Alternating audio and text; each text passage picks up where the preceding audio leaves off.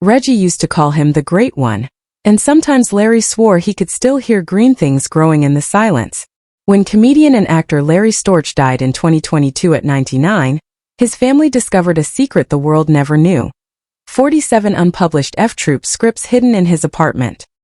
He had been writing them quietly for more than 3 decades, long after the show that made him famous had betrayed him. One script imagined his character dying a hero, another sent him traveling through time, and the last ended with a simple line filled with longing. Some adventures never end, they just fade to black. Why keep writing when the industry had cast him aside? To understand that, you have to know where he came from. Larry was born in 1923 in a cramped Bronx apartment on Washington Avenue, where walls were thin and every voice from the hallway became part of life. His father had once been a prosperous stockbroker worth $15,000, but after the crash of 1929 he was left with only $47,000. To survive, he drove a worn-out taxi 16 hours a day for a few dollars, while Larry's mother worked at the telephone company by day and sold costume jewelry at night. Even Larry's grandmother lived with them, telling stories in theatrical Yiddish that turned dinner into a stage. Without knowing it, Larry was learning how to perform. By 10, he could mimic anyone he heard on the streets around Fordham Road, where more than 40 languages filled the air. He imitated grocers, gangsters, and fruit sellers, even one tough mob bookie whose list became a favorite routine. When the real man saw Larry performing his voice outside a tavern, he chased the boy 6 blocks with a bat. Larry escaped with bloody knees and 37 cents in tips, clutching them like a trophy. He entered DeWitt Clinton High School in 1937, alongside future stars like Don Adams, but by 1939 his family was falling behind on rent. Lunch was often an apple and bread. Larry lied about his age and got work resetting pins at a bowling alley, earning a nickel a game, sometimes $10 on weekends, more than his father made in a week. He bought a joke book for 15 cents and taught himself timing, but working nights and attending school was too much. In 1940 he dropped out, hands still stained with Lane wax. That summer he slipped into the Catskills pretending to be a busboy so he could watch comedians work. One night when a headliner stepped away, Larry grabbed a microphone and launched into a Humphrey Bogart routine. The audience roared. A comic waiting backstage punched him for stealing time, but the club fed him all weekend and Larry learned 2 truths. Comedy could be magic and it could be brutal. Radio rejected him for his Bronx accent, laughing him out the door. So he practiced in alleys with a cracked mirror, shaping his voice into something more acceptable, a wound he carried for life.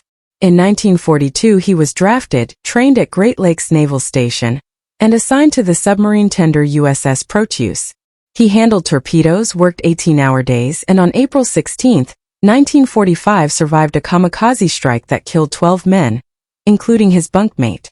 Shrapnel buried in the wall inches from his head.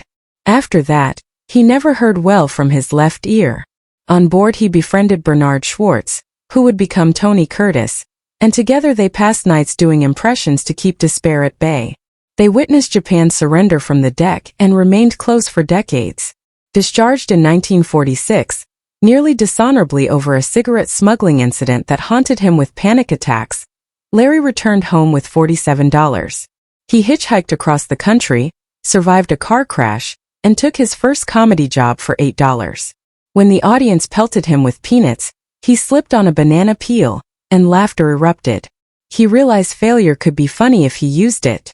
Over the next decade he hustled nightclubs, radio spots, impressions, improv, sometimes brilliant, sometimes disastrous.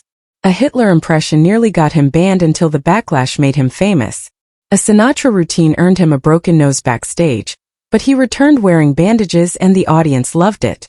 When he impersonated Frank Morgan on live television, viewers couldn't tell it wasn't the real actor. Controversy followed, but so did fame. In 1952 he replaced Jackie Gleason on Cavalcade of Stars and drew over 2 million weekly viewers, but Gleason despised the parody and used his influence to sink Larry's career. The show ended after only 13 weeks despite strong ratings. Larry's first brutal lesson in how power works in Hollywood. CBS then gave him the Larry Storch Show opposite I Love Lucy, a schedule slot no one could win. He poured money into keeping his crew afloat and went deep into debt when the show was canceled, moving back in with his parents. He rebuilt through club work, Broadway performances, films, and voice acting, voicing characters for Tennessee Tuxedo, Underdog, Scooby-Doo, and Garfield, turning versatility into survival, even when studios only wanted him to repeat the same voices. Then came F Troop in 1965, the role that defined him. He auditioned by performing 7 characters in one breath, astonishing executives. The series exploded, pulling 30 million viewers and earning him an Emmy nomination. Behind the laughter, the set was chaotic, pranks, poker nights, creative fights, allergies from wool uniforms, but the show was beloved. And then suddenly it vanished. Despite high ratings, Warner Brothers canceled it in 1967, over what Larry claimed was a petty budget issue. He found out by fax while eating breakfast. Furious, he hurled the machine against a wall. Security escorted him from the lot. Syndication later made millions. Larry got nothing and spent years fighting for rights and residuals, stress that led to hospitalization and a bleeding ulcer. He joked about it on stage, turning pain into punchlines, but the wound never truly healed. He kept working, The Ghostbusters in 1975, more animation through the 70s, guest roles through the 80s, even performing physically demanding theater at 77, throwing himself downstairs nightly until he needed surgery. His personal life was complicated. He married Norma Catherine Grieve in 1961 and raised her daughter June Cross's family, but for years introduced her as a babysitter out of fear that acknowledging her biracial identity might hurt his career. June later exposed the secret in a documentary. They reconciled before Norma died, and Larry called it his greatest regret. In his 80s and 90s he continued to act, teach, and care for friends. In 2018 he sued a care facility for neglect after a fall left him injured and ignored for nearly an hour. He used the settlement to fund comedy workshops for underprivileged kids, saying laughter made suffering meaningful. And so, long after the studios forgot him, Larry kept writing F Troop episodes for no one but himself, filling binders with adventures his character would never get to live. Maybe he hoped for a revival. Maybe he was protecting something sacred. Maybe it was his way of fighting the cancellation that made no sense in the industry that often punished originality.